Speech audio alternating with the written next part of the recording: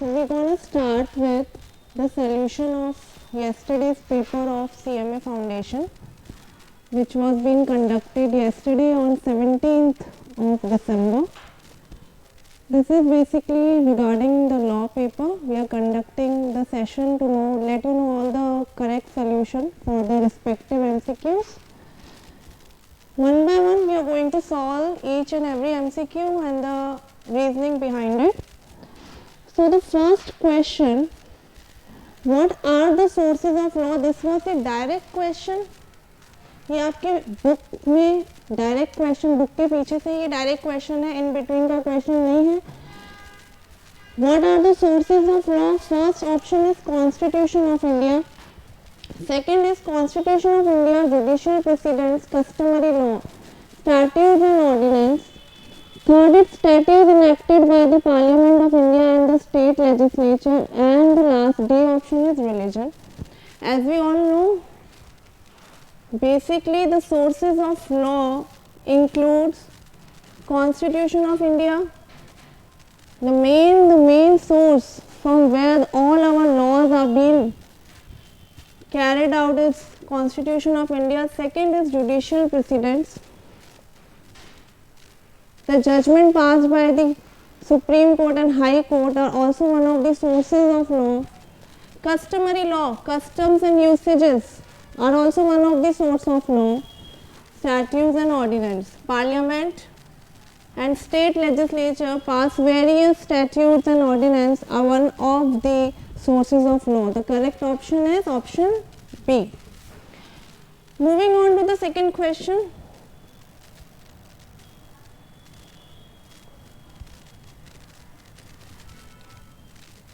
What kind of structure does Indian Constitution have? This is again a direct question, a very easy question. Option 1, A, unitary, option B, federal, option C, autocracy, option D, totalism, and the answer is B, option B. As we all know, this is a direct question from your book. Moving on to the third question.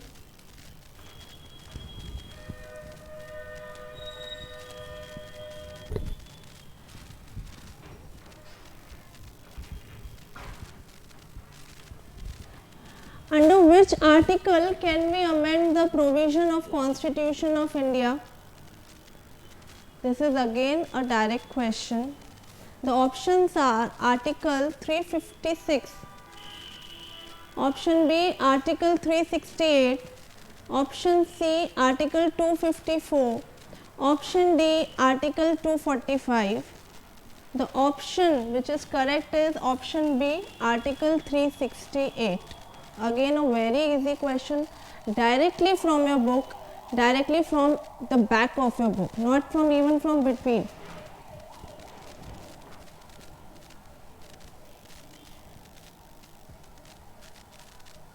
Fourth, mention the number of judges in the Supreme Court of India including the Chief Justice of India currently. कितने जजेस at present supreme court में हैं including the chief justice of India? Option A 32, option B 23, option C 34, option D 46. The answer is option C 34. 33 plus 1 is the chief justice and 33 are the judges. Again this question was directly from your book. So right now we can see it was a very easy paper as we have conducted various tests and almost I think near about 96, 98 or 99% directly was the questions we have already read or we already solved. So I don't think so it was a much difficult paper, it was a much easier paper for you all. Moving on to the next question, question number 5.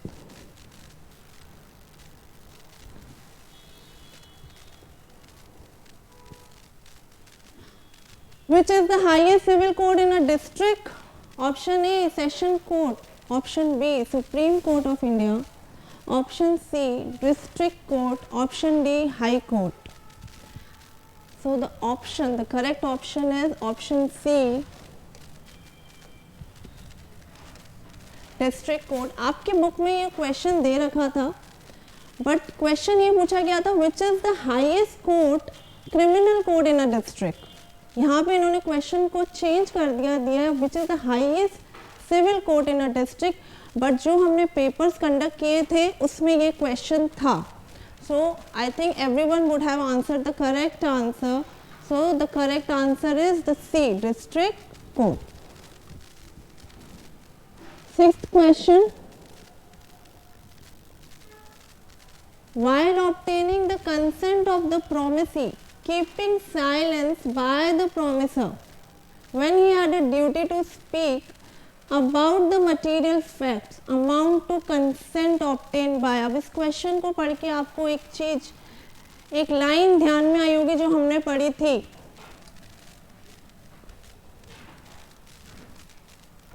does silence amounts to fraud। ये हमने बहुत बार discuss करा है और इसकी further दो conditions थी। क्या साइलेंस को, चुप रहना, फ्रॉड कंसिडर किया जा सकता है? तो इसकी फर्दर दो कंडीशंस थी, yes if it's a duty to speak, no if it's not a duty to speak. तो इसमें यही बोला जा रहा है, एक प्रॉमिसर ने कंसेंट, जहां पे उसकी ड्यूटी थी टू स्पीक वहां पे वो चुप रहा रिगार्डिंग द मटेरियल फैक्ट्स, तो क्या ये क्या कंसीडर किया जाएगा? कोवर्जन, मिस रिप्रेजेंटेशन, मिस्टेक या फिर फ्रॉड। ये हमने फ्रॉड के केस में हमने ये चीज पढ़ी थी, तो correct answer is D, fraud. Okay, moving on to the next question.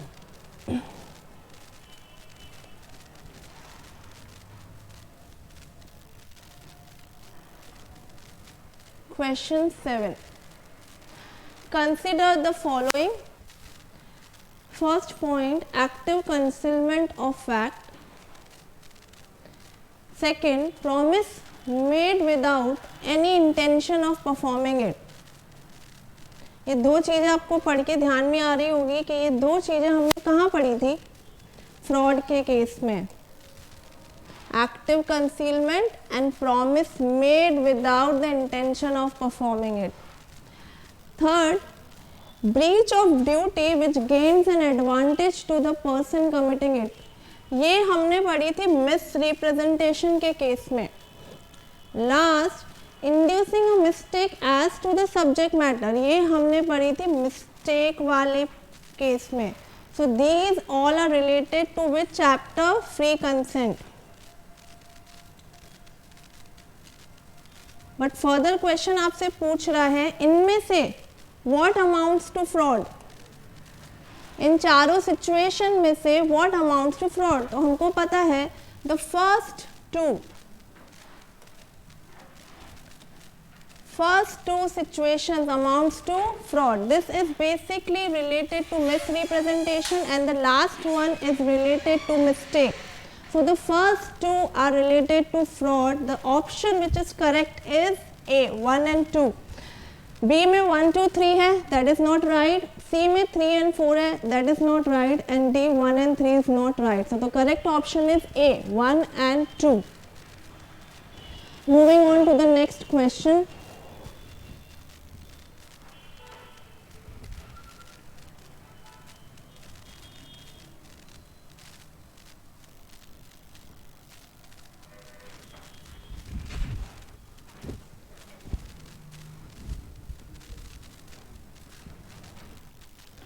Question number 8. A master asked his servant to sell his cycle to him at less than the market price. This contract can be avoided by the servant on the ground of A, coercion, B, undue influence, C, fraud, D, mistake. Again, अगर हम देखें यहाँ पे, the relation is what? The relation exists between the master and servant. तो हम सबको पता है undue influence के केस में रिलेशन, undue influence अगर आपको किसी केस में प्रूव करना है तो आपको दो पार्टी के बीच में रिलेशन प्रूव करना होगा कि that one party was in such a dominating position to affect the will of the other party. तो क्या मास्टर सर्वेंट के विल को इफेक्ट कर सकता है? The answer is yes. तो इस केस में the correct option and the correct answer is B, undue influence. Moving on to the next question, question number 9. Indian Contract Act, in Indian Contract Act, the term consents ad idem means. Very easy question, directly from your book. Consents ad idem का क्या मतलब है? First option, the party is under a mistake. Second option, the party is under a free consent. Third option, the party is agreeing upon the same thing in the same sense. And the D option, none of these. So very easy question, directly from the book. The consent item means meeting up of mind. What I want is the same thing. What I am offering is the same thing you want. That is basically consent at item. So the correct option is option number C. Parties agreeing upon the same thing in the same sense. इसमें हमने बहुत बार examples लिए हैं. अगर आपको याद हो, we have taken the example of one Amaze car and one Swift car, जिसमें I want to sell the Amaze car but you are thinking that I want to sell the Swift car. So that is basically not meeting up of mind because we are not agreeing on the same thing in the same sense. Next is a finder of goods can a file a suit. ये आपके book के पीछे से नहीं है, ये आपके book के कंटेंट में से भी नहीं है, बट इट्स लाइक हमने डिस्कस कर रखा है. हमने रिस्पॉन्सिबिलिटीज भी डिस्कस कर रखी थी और राइट्स भी डिस्कस कर रखा था. Like what is a duty of a finder of a goods. Finder of a goods हमने कहाँ पढ़ा था? In quasi contract, if you remember. What is the duty of a finder of a goods? A. To file a suit to recover his expenses voluntarily incurred. अब finder of goods के पास किस किस तरीके के राइट्स अवेलेबल हैं? क्या वो expenses के लिए सूट फाइल कर सकता है against the real owner? Second, sell the goods if he like. क्या जो गुड्स उसको मिले हैं क्या उसको वो बेच सकता है? Third option, can sue for a reward if any. अगर किसी ओनर ने कोई रिवॉर्ड डिक्लेयर कर रखा था तो क्या वो उस रिवॉर्ड के लिए सूट फाइल कर सकता है? या फिर D option, both A and B.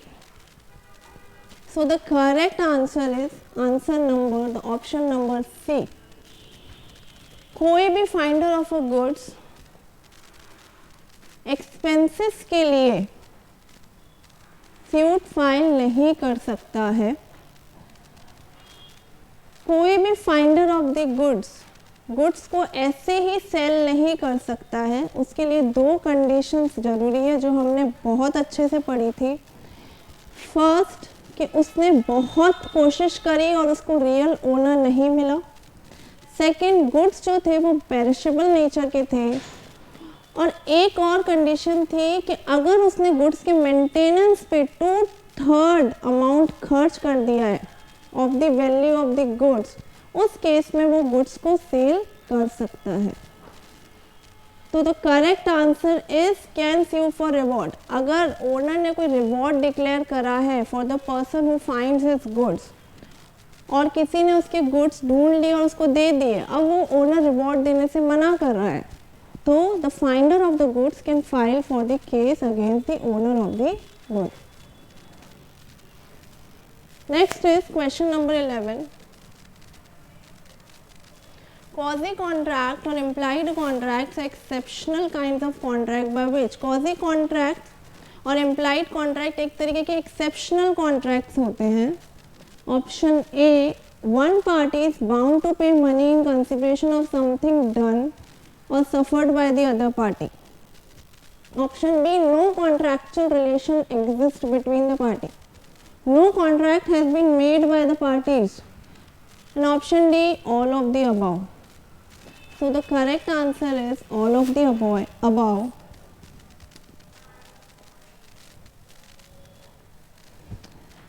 Why? As we know, quasi contract is not basically the contract created by the party. This is not the contractual obligations between the party. This is the obligation imposed by the law. So in this case, all of the three options are correct. So the last option D is the correct answer.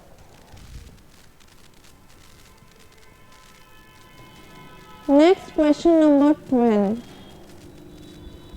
When both the parties to an agreement are under a mistake as to the matter of fact essential to an agreement, the agreement is option A void, option B valid, option C voidable, option D illegal. हमने पढ़ा था mistake of facts and mistake of law. Mistake of fact को हमने further categorise करा था bilateral mistake and unilateral mistake. Bilateral mistake it means mistake committed by both the parties to an agreement or to a contract, and unilateral mistake is a mistake by the single party. और हमने ये भी पढ़ा था कि जब भी when both the parties are a mistake related to the facts of an agreement, तो वो agreement क्या डिक्लेयर हो जाएगा? The option is A, the void agreement.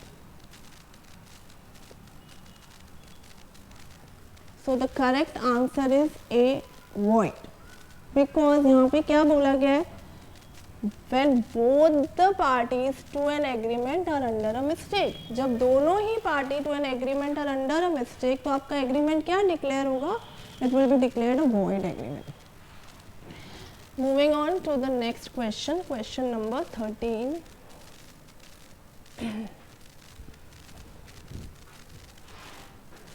A person contracted to deliver a part of a specific crop of potatoes. The potatoes were destroyed by a blight, that is basically a fungus, though no fault of the party. The contract is option number A, a valid contract, option number B, a voidable contract, option number C, void due to frustration of a contract, and option number D, illegal contract. ये question related है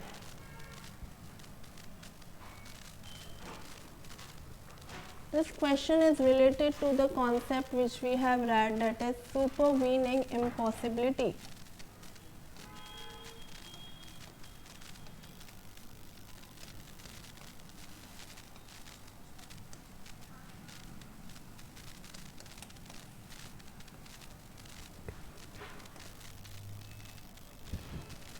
initially जब contract बना था उसमें सारे essential elements of a valid contract मौजूद थे, but after something which is like after due to some supervening impossibility it was difficult to perform a contract, तो उसके कारण वो कॉन्ट्रैक्ट क्या डिक्लेयर हो जाता है? It's been declared as a void contract. So इसका करेक्ट ऑप्शन है void due to frustration of a contract. Frustration means contract किसी कारणवश हम परफॉर्म नहीं कर पाएंगे. इसमें दोनों पार्टी की किसी भी तरीके की कोई भी मिस्टेक नहीं है, क्योंकि पोटैटोज में फंगस लग गया. अब we can not supply that potatoes, that basically and supervening impossibility. Neither of the parties is at a fault, so the weak contract is being declared a void contract due to frustration of a contract. Moving on to the next question. Question number 14. A borrows from B rupees 500 to bet with C. Can B recover the amount of his loan? ए ने B से 500 rupees लिए ताकि वो सी से बेट कर सके. अभी आपको क्वेश्चन देख के पता लग गया होगा, this question is basically related to wagering agreements.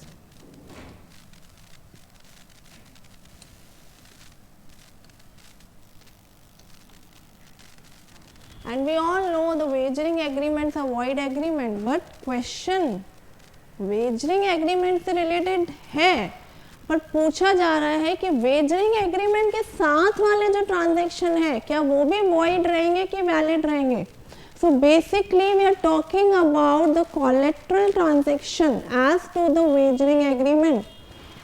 ए ने बी से 500 लिए, B is not betting, B is not into waging agreement, he just has given the 500 rupees. तो क्वेश्चन पूछा जा रहा है क्या बी अपने 500 रुपये रिकवर कर सकता है? तो इसका ऑप्शन है A, yes the agreement between them is collateral to the wagering agreement and hence enforceable. Option B, yes the agreement is not oppose to public policy. Option C, no, the agreement is voidable agreement and can be avoided by. And option D, no, the agreement is wagering agreement and fall under section 23 and hence void. So इसका answer होगा option A, because this itself is not a wagering agreement. This transaction is basically collateral transaction that to the wagering agreement. So yes, the B can recover its amount of loan from A. Moving on to the next question. Question number 15. If a proposal has been accepted subject to certain condition, then अगर proposal को आप किसी condition के साथ accept करते हैं तो क्या option सही होगा? A, the contract is voidable. B, the contract is valid and conditions are binding. C, the contract is not constituted at all. The contract is valid but the conditions are not binding. इसका correct option है option number B. The contract is valid as well as the conditions are binding. Contract तो valid होगा ही होगा plus जो उससे related condition है that also will be a binding. Clear? Then question number 16. Which statement is correct? A option, only abstinence can be consideration. कुछ ना करना ये सिर्फ consideration हो सकता है. B, only act can be consideration for promise. कुछ करना ही सिर्फ consideration हो सकता है. C, only promise can be a consideration. And D, out of act, abstain and promise, any can be consideration. तो अगर आप consideration की definition देखेंगे under section 2D of a contract act, उसमें clearly mention है कि किसी भी तरीके का act, किसी भी तरीके का abstinence और किसी भी तरीके का promise is basically can form a valid consideration. So तो इसका option number D is the correct answer. Act, abstain and promise, any can be a consideration. Clear?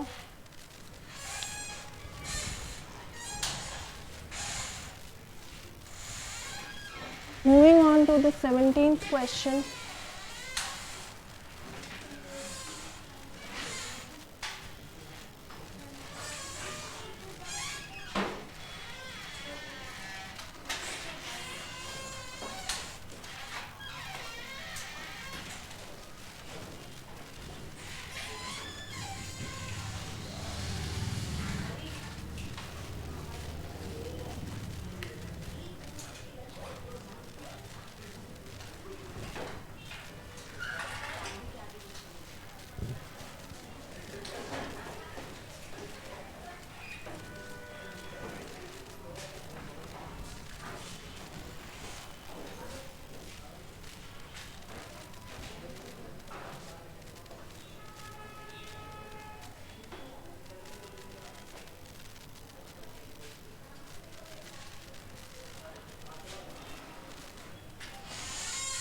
The validity of contract is not affected by. Validity of contract किससे affect नहीं होती है? तो option number A, mistake of fact.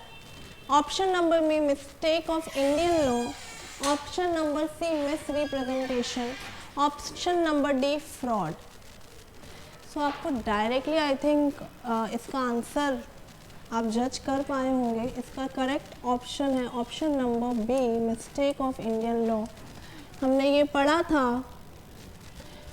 एक line इससे related पढ़ी थी, ignorance of law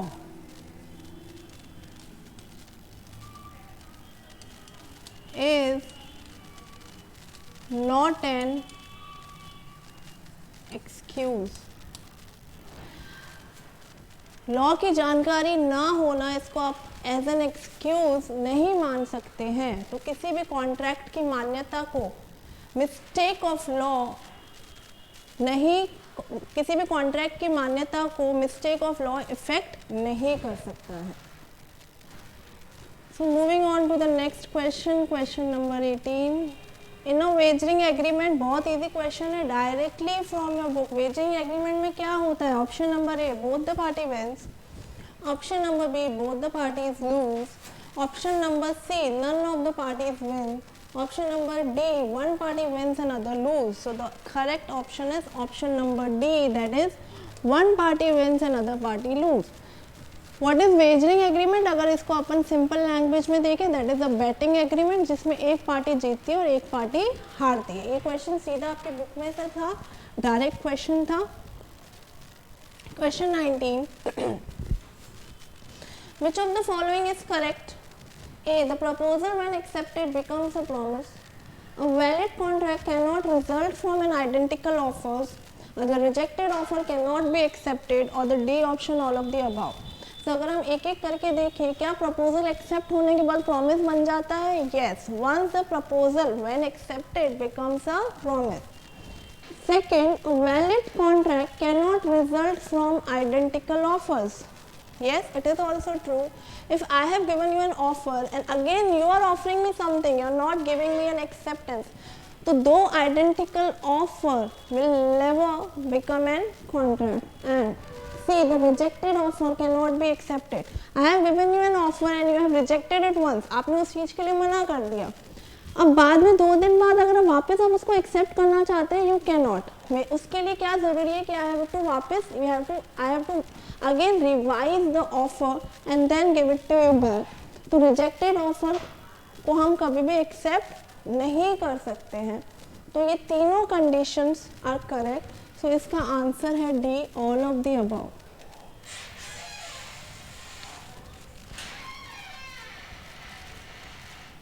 Next is 20th question, an agreement of service under which an employer agrees that he will serve a particular employer for a certain duration and that he will not serve anybody else during that period is a। एक agreement होता है employer employ के बीच में कि वो employer उस कुछ particular period के लिए उस एम्प्लॉयर को ही सर्व करेगा और किसी को सर्व नहीं करेगा। तो इस तरीके का एग्रीमेंट क्या कहलाएगा? It is a valid agreement, B, it's a void agreement, C, it's a illegal agreement, and D, none of the above. हमने ये point as an exception पढ़ा था related to restraint of trade। उसमें हमने इस exception पढ़ा था negative stipulation in a service agreement,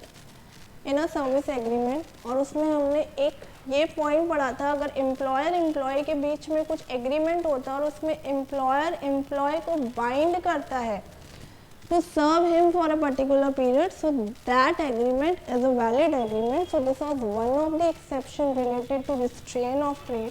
सो इसका जो आंसर है that is A option, a valid agreement.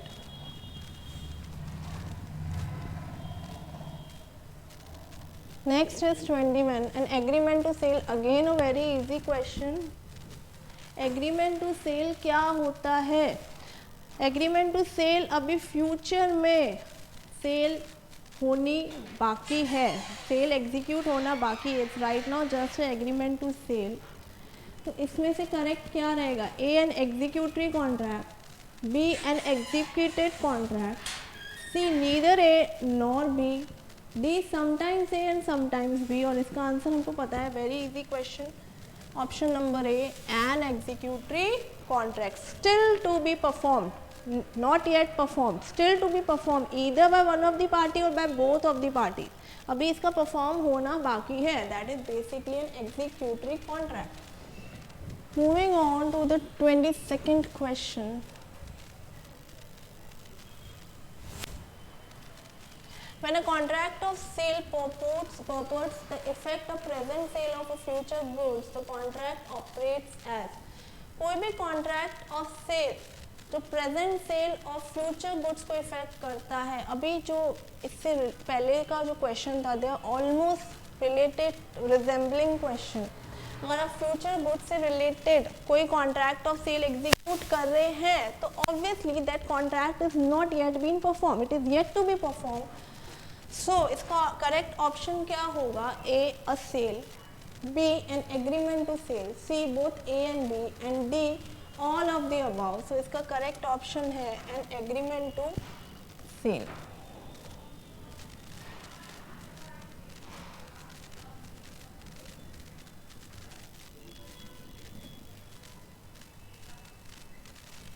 In case of appropriation of goods, which are the essential requirements?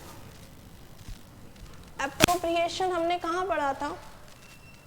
This is basically uncertain goods से related के transfer of property related to uncertain goods से मैं पढ़ा था. दो conditions basically होती है ascertainment and appropriation. तो appropriation के लिए क्या क्या essential requirement है? The goods should conform to the description and quality stated in a contract. The goods must be in a deliverable state, and the appropriation must be by the seller with the assent of the buyer. And D, all of the above. As we all know, all these three conditions are required to be fulfilled for appropriation. So इसका correct answer है all of the above. Goods एक particular description के और quality के होने चाहिए. Goods को हमको सेट असाइड करना है और जो सेट असाइड ऑफ गुड्स होगा वो म्यूचुअली होगा by seller and the buyer. Okay, moving on to the next question. Question number 24.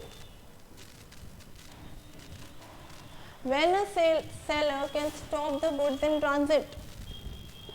These are basically rights of seller, right of unpaid seller against the goods. उसका one of the था to right of stoppage in transit.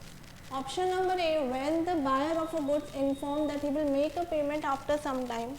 Option number B, the seller has no right to stop the goods in transit. Option number C, when the buyer of goods become insolvent and the goods are in transit. Option number D, when the buyer informed that he is now not in need of the goods. और हमने right of stoppage in transit में आपने ध्यान दिया होगा तो एक बहुत ही असेंशियल कंडीशन जो उसको यूनिक बनाती थी दूसरे राइट से कि हमको पता लग जाता है the buyer has become insolvent. उस केस में हम अपने कैरियर को क्या ऑर्डर देते हैं? To stop the goods while in transit. So इसका करेक्ट ऑप्शन है when the buyer of goods become insolvent and goods are in transit. जब बायर इंसॉल्वेंट होता है तो हम गुड्स को ट्रांजिट में स्टॉप कर सकते हैं. So इसका करेक्ट आंसर है option number C. Very easy question again directly.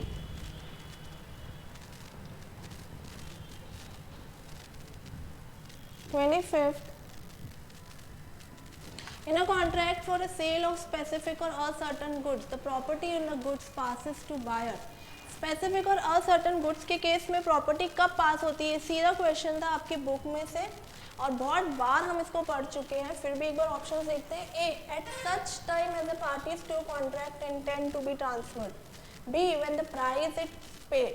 C, when the delivery is given. D, when the contract is made. हमने पढ़ा था जब दोनों पार्टीज उनका इंटेंशन क्या है? When they want the goods, the property in goods to be transferred, उसी time पे the property in the goods will be transferred. So इसका करेक्ट ऑप्शन है option number A. At such time as the parties to a contract intend it to be transferred. जब parties चाहती हैं property in the goods transfer हो, property in the goods इस time पे transfer हो, उसी time पे property in the goods transfer होगी. Question number 26.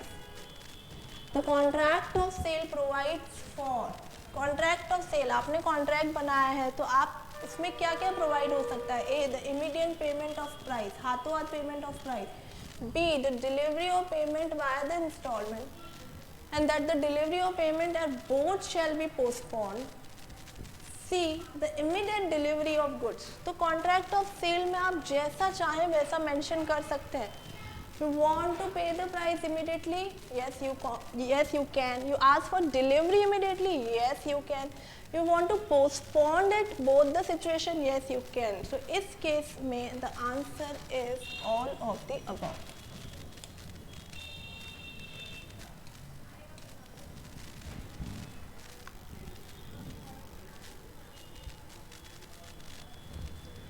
In a contract of 26, yes, now the next question is 27.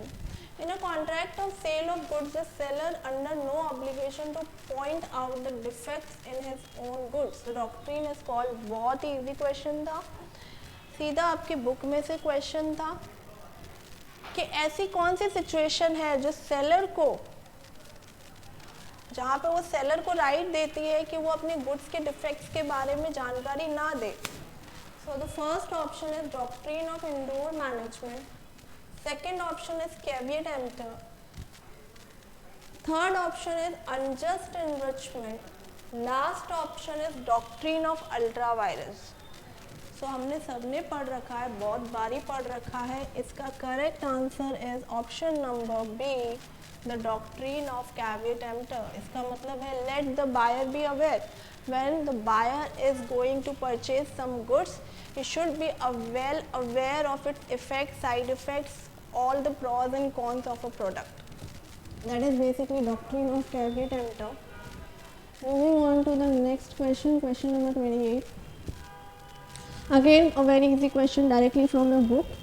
A sale of goods act defined by the first option, a person who buys and agrees to buy goods and services. The person who only agrees to buy the goods. The person who buys and agrees to buy goods. The person who buys goods and services. So इसका answer है the person who buys and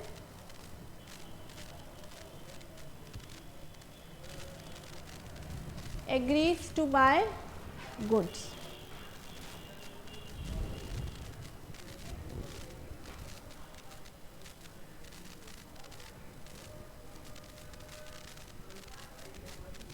Can you identify any odd one out among the following? इसमें से कौन सा odd one out है? A. Specific goods, B. Uncertain goods, C. Future goods and third uncertain goods. हमने types of goods पढ़ा था, उसमें 3 category पढ़ी थी हमने, existing goods, future goods and contingent goods. उसमें existing goods was further categorized into 3 parts. That was specific goods, uncertain goods and uncertain goods. So these are being further categorization of existing goods. So इसमें से the answer which is correct is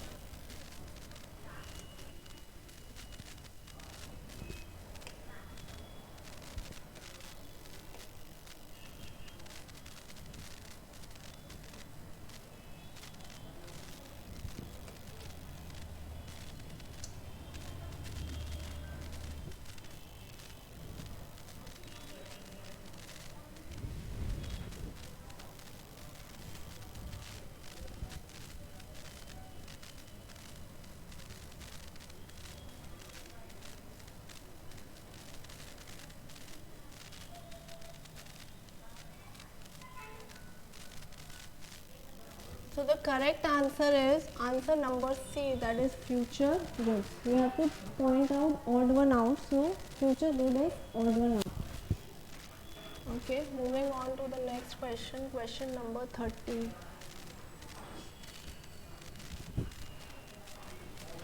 Unless otherwise agreed.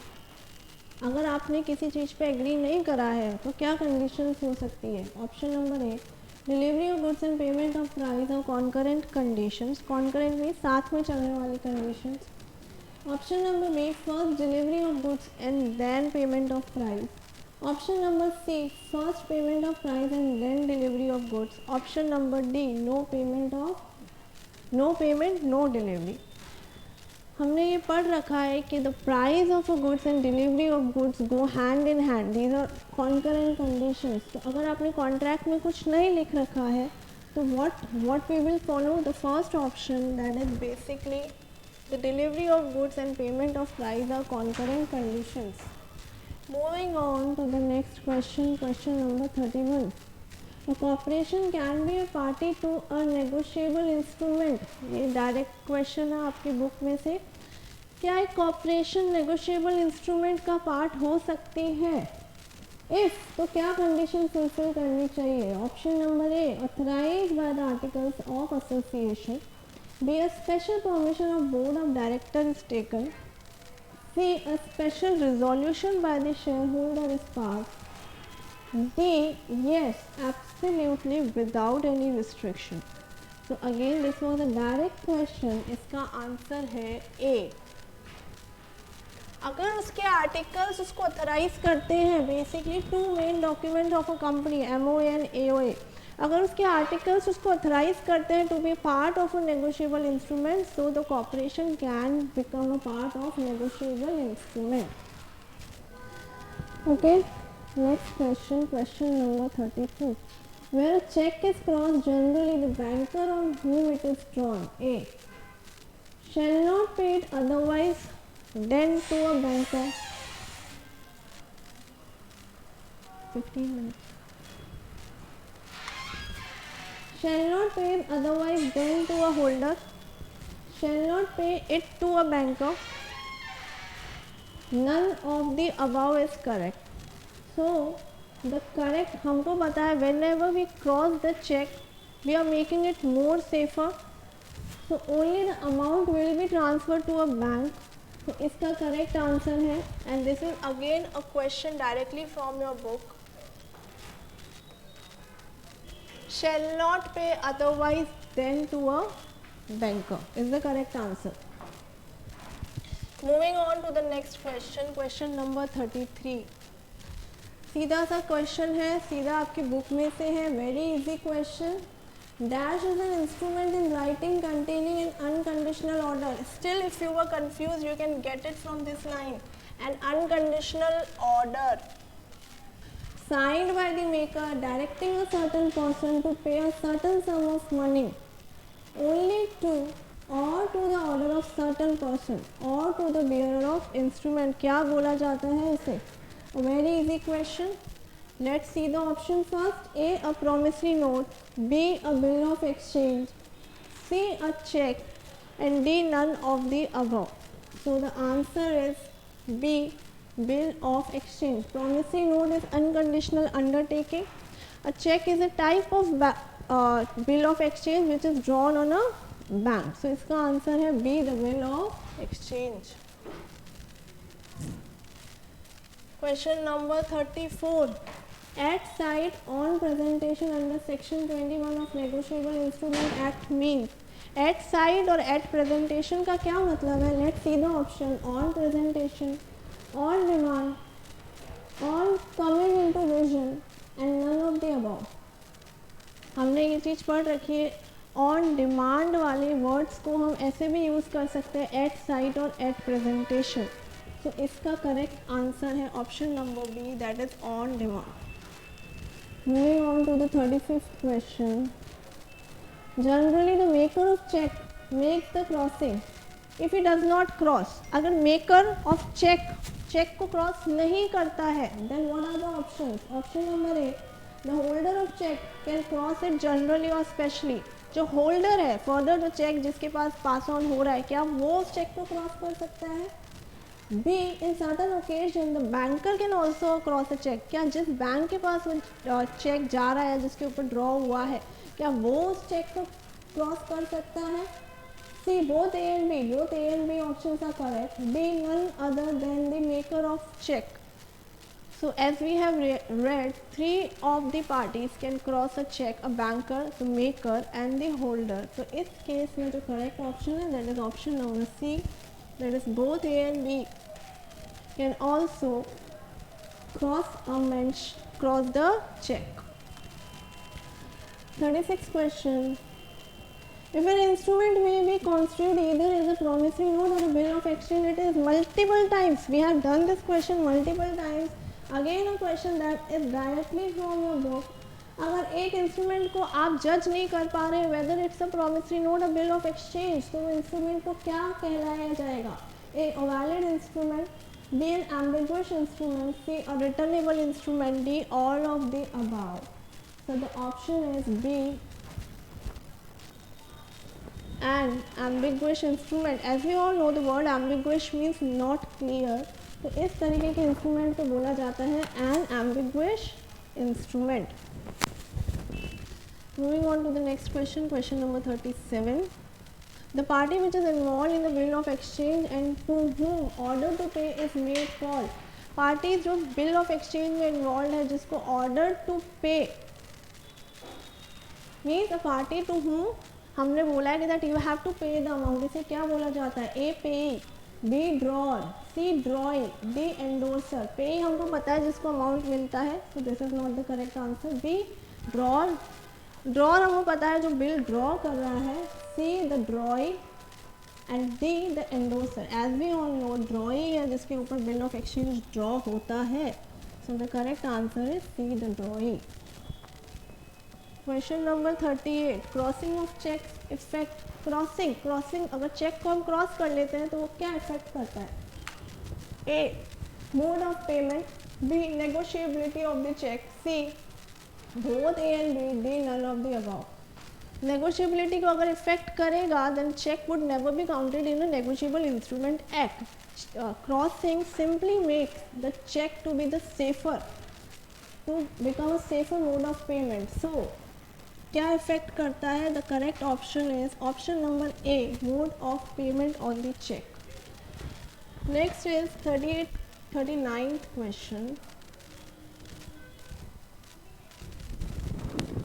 In a negotiable instrument where amount is stated differently in words and figure, तो हम क्या मानेंगे उस case में जब check में अमाउंट में यू हैव रिटर्न,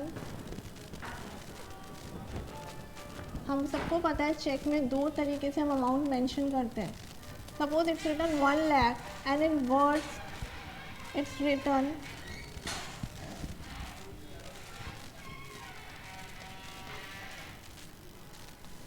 10,000. तो इन दोनों केस में आप क्या कंसिडर करेंगे? तो ऑप्शन है amount stated in words shall be taken into account.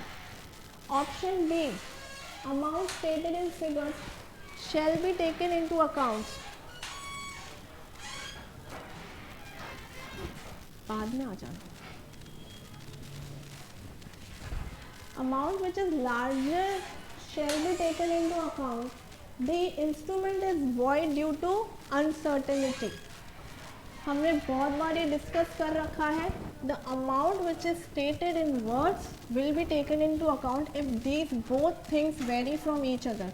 और इसके पीछे रीज़न क्या था, लॉजिक क्या था कि आप जो वर्ड्स में लिखते हो that can not be altered easily compare to what is written in figures. So the correct option is option A. Coming on to the 48th क्वेश्चन. A check is a type of what? A promissory note, a bill of exchange. Option number C, both A and B. Option number D, none of these. A direct question, easy question. A check is a bill of exchange.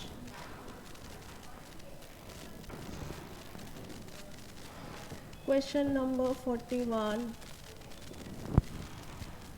Cloud computing. Again अब ये आपके यहाँ से 41 से 50 तक लेके सारे आपके कम्युनिकेशन वाला पार्ट स्टार्ट हो रहा है. A cloud computing is availability of computer resources. This is directly from your book. A option of demand, C B option automatic, C on demand, D none of the. Multiple times हमने ये question करा है. The correct answer is on demand.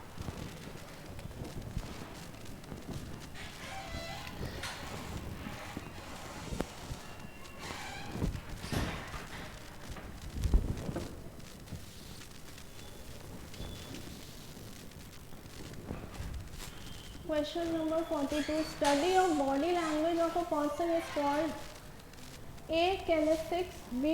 Chronemics, C. Paralanguage, D. None of the above. Direct question from your book. The option is kinesics. 43 question. The use of touch in communication is one type of non-verbal communication. It is known as, in non-verbal communication the touch is called. उस तरीके के communication को क्या बोला जाता है? A. proxemics, B. haptics, C. artifacts and D. none of the above. A direct question, easy. Answer is answer number B. haptics. 44. Need of a proper grammar and syntax come under which C of the communication? Proper grammar and proper syntax कौन से C of communication में count होता है? A. completeness, B. coherence, C. correctness, D. correctness. आपके जो ये 10 question थे इनमें से बीच बुक के बीच में से कुछ भी नहीं था. These were directly from the back of your book. Very easy question. So the answer for this is option number C, correctness. Coming on to the next question, question number 45. If a message is short and to the point, the message is said to be. अगर message short है और to the point है तो उसे क्या बोला जाता है? Option number A correct, option number B concise, option number C coherent, option number D complete. तो इसका correct answer है option number B, that is concise, to the point. 46. Affirming comments with regard to the future behavior called. Affirming comment, affirming positive comments regard to the future behavior क्या बोला जाएगा उसको? A. a positive feedback, B. negative feed forward, C. positive feed forward, D. decoding. हम सबको पता है positive feedback is related to the affirming comment related to the past behaviour. Negative feed forward is negative comments related to the future behaviour. तो इसका correct answer है option number C, positive feed forward. 47. Dash is the first step in identifying the information the sender wants to communicate. एक information को identify, as we know the communication has a process. तो आप जब information को identify करते हैं तो उस वाले स्टेप को क्या बोला जाता है? A. Encoding, B. Transmitting, C. Decoding, D. Development of an idea. Again a direct question, so the answer is development of an idea. 48. At which stage the communicator focus on correcting the grammar, spelling and the punctuation. कौन से stage पर communicator while revising its content अपने grammar, spelling and punctuation mistakes को check करता है? Option A proofreading, option B revising and editing, option C preparing the message and option D none of the above. इसका correct answer है B, revising and editing.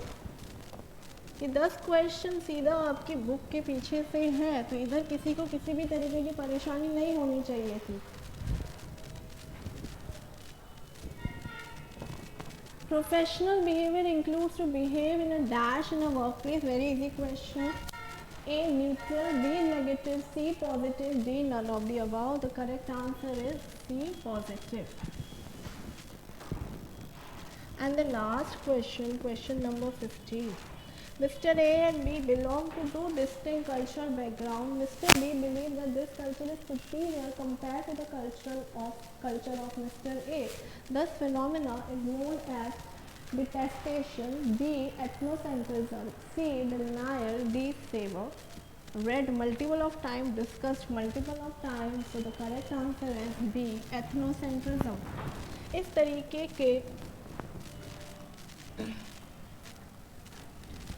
तरीके के phenomena को ethnocentrism बोलते हैं, जब एक पर्सन अपने कल्चर को दूसरे पर्सन के कल्चर से सुपीरियर मानता है.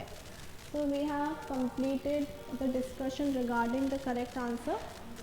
Okay, thank you so much.